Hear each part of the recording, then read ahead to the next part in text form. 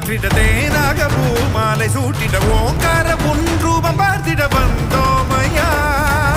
சாதனம் பூசிய காதலின் திருமுக தரிசனம்